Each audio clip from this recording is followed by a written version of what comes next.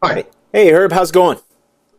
Great. How's it going with you, Stuart? Great. Thanks a lot for joining us here at SEO Cheat Guides. Looking forward to talking to you a bit about your experience and sharing with our audience. So, for everybody out there, why don't you tell us a little bit about yourself and what you're doing these days?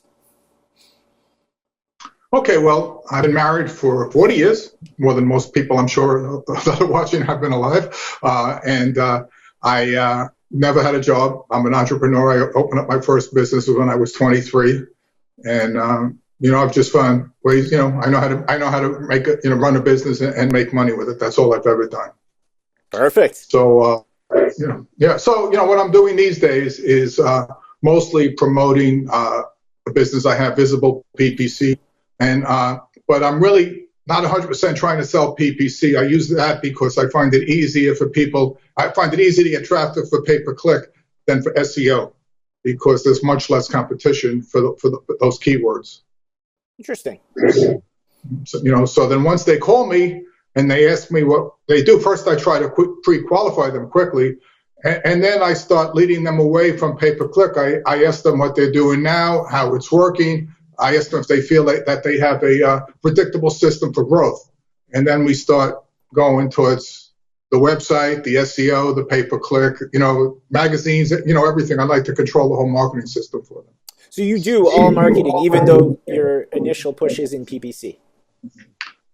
Oh yeah, no, I mean, we build websites and reputation management, about the whole nine yards. You really have to do it all. You just can't.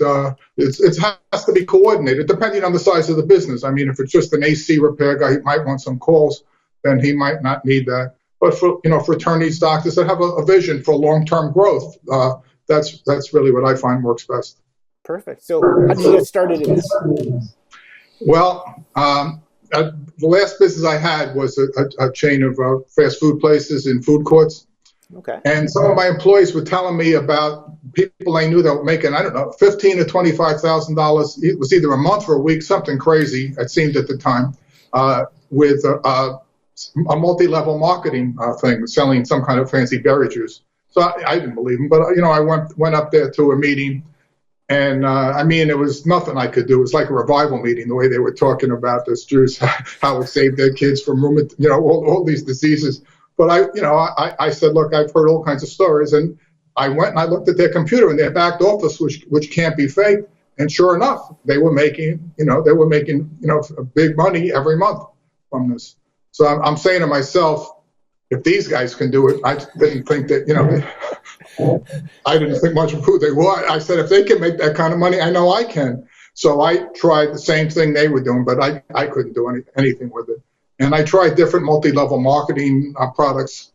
And it seemed like I'd have to sell a $1 bottle of vitamins to my aunt for $3 to make some money. So that didn't work. But I was watching, and actually I found a multi-level marketing product that really works. I still do it, but I don't treat it like I don't go out recruiting people. It's a product people want at a reasonable price. It's a quality dog food. So, but I don't focus on that. I just get people, reordering. So you're running like an e-commerce with it? No, I don't do. I actually don't do anything. They have the link to the company, and because they're a customer of mine, I get a commission, and I get a notice and a commission every time they buy something. Nice. Where most of those things, you have to get 500 people, 500 suckers under you, and they have to get 500 suckers under them. The key is always $10,000 a month. So this is what you have to do to make $10,000 a month, and pretty soon you'd run out of people in China for everybody to be making $10,000 a month. There you go. So when you first got into the marketing business, what were some of the challenges you ran into? Well, I sort of got in a strange way. No one got into it the way I did. So I was looking at other products after the multi-level marketing, like supplements and things like that. And I know this is going to sound crazy. My hobby was writing satirical press releases. And I started doing it, and people, this is back in the AOL days, and people, they really liked it. They said, could you send me the next one? I said, sure. And more people did it. More and more people did it. And then one day, I guess about 10 years ago, my daughter was late coming home from the airport, arriving at the airport. I was picking her up there. She was a child. And I had nothing to do. So I wrote out, instead of doing it about politics, which I usually did, I just wrote as a woman how after my last child, I couldn't lose the last 20 pounds. And of course, I did it with so-and-so, which was some acai berry product. And that was it. I went home. I got home like 2 in the morning because I picked her up after that. And the next morning, my son called me. He said, "How did you do it?" I said, "What are you talking about? This phony thing was picked up on the front page of AOL and Yahoo. And by 12 o'clock the next day, I had made $8,000. So, that's what I started doing. So I was doing affiliate. That's got me going in the affiliate route. And I was very successful with that. Okay. Cool. I think you're right. I think most people don't get into marketing quite that way. Exactly. So the main focus today for your business, so if I look you up, I found you through PPC. So if I Googled PPC Miami, that's how people are finding you? Yeah, well, I'm like the things I'm telling you work for me. No one else is going to recommend it to you. My website is really like a sideways collection of landing pages. I had a video and a landing page I was using for PPC, and the video ranked very high. So I put the video on this landing page that I had, and it started ranking very well in Boca Raton, where I live. So then I started slowly expanding it, and I find it so easy now. I can go into, for example, Hempstead, Long Island. I don't know if you've heard of it. 800,000 people live there. About 2-3 weeks ago, I ranked my video, and then a day or two later, that page from my website ranks. And then from using IFTTT, I get some 2.0s to rank. So I go into areas like that, and I just spank all the other marketers. I'll take the top 3 or 4 spots. So it's easy for me to do that rather than trying to watch Ryan Stewart and Cotton Grammer have a fight for who's going to be number 1 for SEO Miami. It's just much easier. I can actually hit 10 cities a day with the video and the page and do the promotion to get them to rank. So I'm in most big cities around the country now. Awesome. Mm-hmm. So will you tell us why most marketers find it hard to make money with PPC? Sure. They don't know what they're doing. First of all, I'm serious. Most of them have no clue. If they get the keywords right, and most of them can't. If you do searches in some cities, like for personal injury attorney employment opportunities, there you go. There's a personal injury attorney who's going to pay $200 or $150 when someone looking for a job clicks on that link. And then the link is going to go with where even the good keywords go, to a website, not a landing page, which basically is, look, there's a pretty city, there's the skyline of my city, and here's a picture of me in front of my law library. And if you can find the phone number on my page, or scroll down about 10 times and see a contact form, maybe we could talk to each other. So they're not, so I have an example here just to point it out. Like a divorce, someone's, my wife comes up, said 40 years is enough for me. I'm taking, well, you can't take the kids anymore, they're adults, but that's cashing out. I want your money, get out of the house. So I look up a divorce attorney. So instead of seeing that, this is what I have. Right away, I have a headline that feels their pain. So are you going through a difficult time in your life, facing such issues as divorce, separation, child custody, child support, or division of property? And then we go, if yes, and then we basically say how we're going to be going through this with you. Then we give the benefits of using this firm. If it's a cosmetic dentist, we'll talk about financing and the experience we have, and everything's guaranteed, and insurance. But most of those take you to a website where there's a drop-down menu, there's a navigation bar, and you lose them. You got to grab people right away. Even just to have a contact bar that drops down, you go there, then the commercial's over on TV, you go back to what you're doing, and someone just paid $50 for a worthless click. So the biggest problem is that I see, besides total incompetence and never showing up, is picking the wrong keywords, not eliminating negative keywords, and in 95% of the time, it's bad landing pages or websites. It's a total waste. There's no call to action. They'll just have a phone number rather than, call now for a free consultation. That makes the difference to someone because we've tested. Just the phone number gets 1%, call gets another percentage, call now gets more, and then, call now for a free estimate or call now for a free quote or for a free consultation. You're paying a lot for those clicks, so you really have to take advantage of them. So one of the opportunities out there definitely is PPC in terms of people taking a look at what people are doing, where they're sending them, and pointing this out. Yeah, because I will, I have no technical skills, but I do. I mean, I can't do anything. If I had to use FTP to find where I left the winning Powerball ticket, I'd be out of luck if I had to do it myself. So I test other people. I go to other cities. I see what's working, and I just can't believe it. And why are you paying this guy to have a site like that? There's a medical special, a doctor around here, and I know she's spending about $50,000 a month. She's all over the place. And you click on the link, and she's smiling, and the girls around her are smiling, but there's no phone number on the page. There's no contact. Click on this, click on that. So that's mostly, I'd say at least 95, 90%, 97% of all paid ads, and they're not cheap, link to crap. Okay. So it's a good opportunity out there for people that want to get into PPC to kind of take a look at that and see that most people are not having a call to action. They don't have good quality, engaging content on the landing page, leading them through the story that you want them to kind of have in their head and follow through with. Exactly. Perfect. But most likely, most of those people are going to join the 97%. But not a few landing pages, or not. Most of them aren't even landing pages. If you just study where those links go to, you get an idea of what works and what doesn't work. So how did you learn the craft? I mean, it seems like you've identified a big gap in the market. It seems like you're probably capitalizing, I assume, on that gap. But where did you go to kind of learn the craft? Is it trial and error? Anything you recommend? I've spent so much money for training things over the years for SEO and all that, and you get a little bit from each one. I can't tell you there's one thing I did, but it's common sense. You just I guess it's not too common because most people are still doing it wrong, and most people are paying for someone who's doing it wrong. But if you see it, it's like anything else. A small percentage of people are making money with SEO because they know what they're doing. And it's the same thing with this field. And there's no one training. I'm sure you didn't learn everything in one spot. You have to try everything and see what you think is going to work for you and what isn't. Okay. So when you first got started, so a lot of people on SEO Cheat Guides are starting their business. They're at the beginning stages of their career. What would be some of the recommendations you would have, or some tidbits of knowledge you'd be willing to share in terms of how they can go out and start landing customers to kind of build their business? Rank a video.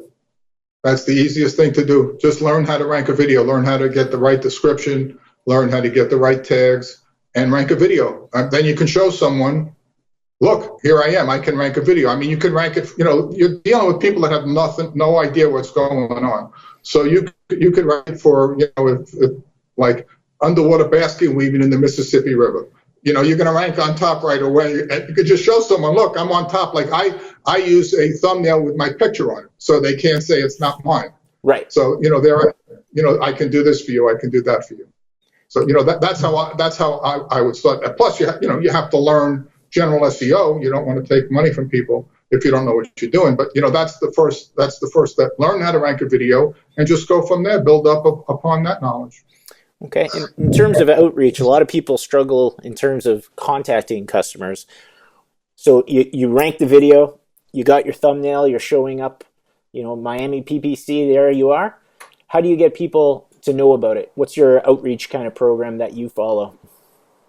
Well, I mean, I've tried cold calling. I've hired people, and every penny I invested in that brought me back nothing. I never got one customer, one client from cold calling. And I tried some cold email lately, and that's been fairly successful. But mostly it's people finding me, because I'm all over. Like I live in Boca Raton, which is the city itself has about 85,000 people, which is small, but maybe with the surrounding area, it's 110,000 because it's incorporated around here, but it's chock full of attorneys and dentists, and it's an affluent area. There are all kinds of professionals, and then like any other space. So it's much easier to do that. Then I can go to a city like up at Pembroke Pines down the road. It's 150,000. Fort Lauderdale's not far, Miami. So you can rank there and get people to start calling you if you're visible like I am. Because I aim to be the big fish in a small pond. I'm not looking to fight the big boys. To show up.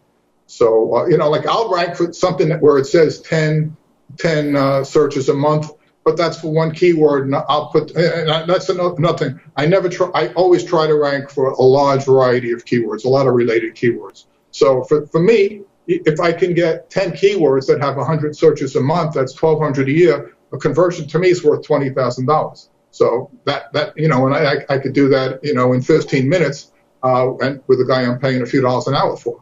So that's what I'm doing. And then when I get him in with my net, then I try to sell him the entire marketing system. So do you do it in terms of you get him in with the net, as you're saying, you have a lead product that you like to sell, or you right away start SEO? A free consultation. A free consultation. But I make sure people are pre-qualified. I never see anyone. I have a client questionnaire, which I posted on the board before, the OCT board.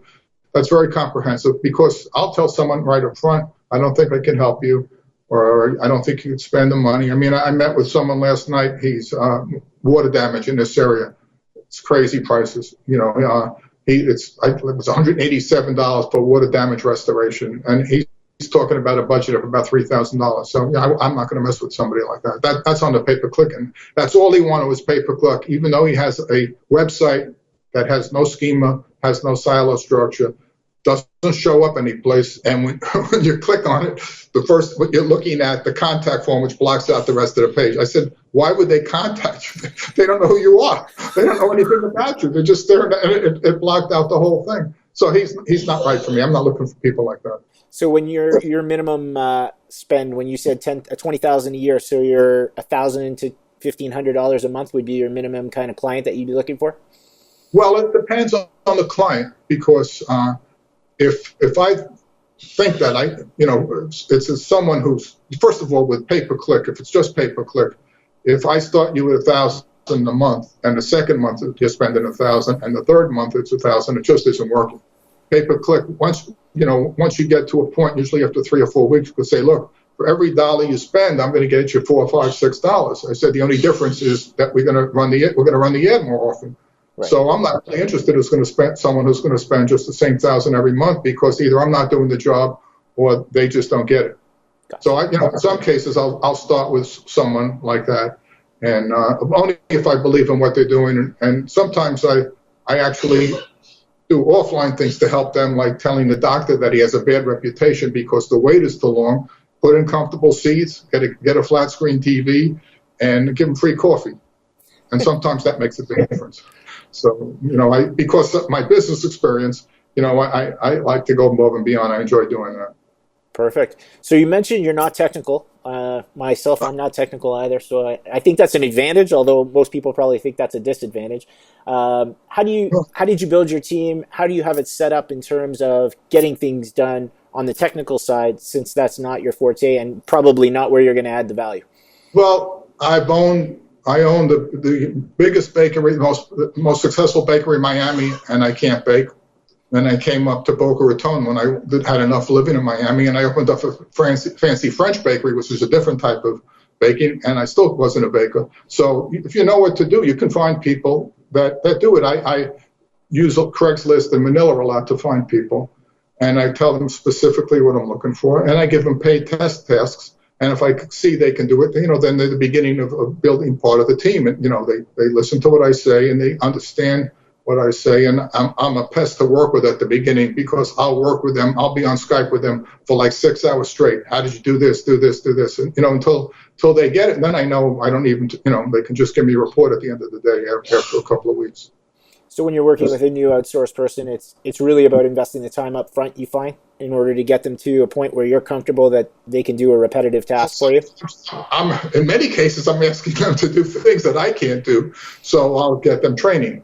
Okay. So, and then I'll check to see how the training works out. I mean, if everyone was as poor in technical skills, then I'd be doing something else right now. But I can't play the violin or French horn, but I can conduct the orchestra. That's how I like to look at it. Perfect. So now that you've been in business, you've been in multiple businesses, it sounds like. How do you rate this versus the retail kind of operation like a bakery would be? How's it rate in terms of lifestyle for you? Well, I was a workaholic. I would work, even when I was financially successful, for many years I was competing against chains in national chains in regional malls, and I had my own operation, and it was very, very difficult because the mall was always on their side. But I outworked them. I'd get there earlier. I'd leave later, and finally when I was making so much money as an affiliate. This is how I got into client SEO. So, because my story is different than anyone. So I sell my restaurants. I had 150 employees, that's why I don't want to build up a business with employees now that I have to see every day with all their problems. So now, for the first time in my life, I'm with my wife 24/7. And that was a shock. So I went to look for like an office. That's when the real estate market was bad. I figured I'd just get a desk in a real estate office and work the phone there. And use my computer. I didn't use the phone. So a guy calls me, and he said he's a doctor, and he sells non-prescription medical, like ankle braces and knee braces. And he asked me what I did. He said, "Oh, maybe you can help me, but I have a space for you." So he was like 10 miles away. So I started working there. And finally, one day he comes to me. He says, "This is my website." He said, "What do you think about it?" So I said, "Do you really want me to know? You want me to tell it looks good, or you really want to know?" Yeah. So he said, "No, I really want to know." He said, "Wait a second." He called his wife in because she ran the business with him. And basically I told him, I said, "That's the Yellow Pages ad. And it just isn't going to work." So he was still doing about $250,000 a month with the business, but it wasn't right. So I got him to change everything around. I started doing his paper. I learned the pay-per-click to do that. I got him hooked up with an affiliate program, and we were growing. I mean, he was paying me thousands and thousands of dollars a month. And finally, I had him up to about $2 million a month. And he goes at me, buys a Maserati. I would never do anything like that, never spend that kind of money, even though it wouldn't be a problem. And he starts treating me like an employee. I would come and go as I please. He said, "Well, why'd you come at 11 today?" I said, "Because I got up at 10. So he started treating, I didn't work for him. I was using that space and helping him. I wasn't, punching a clock. So, I said, screw that, just walked away from all the money and everything. But now I'm in client SEO, now I'm working for a client. And now the light went on, and that's how I started working, got into client SEO, and I eased off from affiliate marketing when I had $150,000 PBN that got spanked. And all my sites that were all my sites, I had at least 150 sites in the top 3 for good, skincare products and all kinds of things that you don't need, that don't work, but that make you money. My big thing was, believe it or not, penny auction sales. Okay.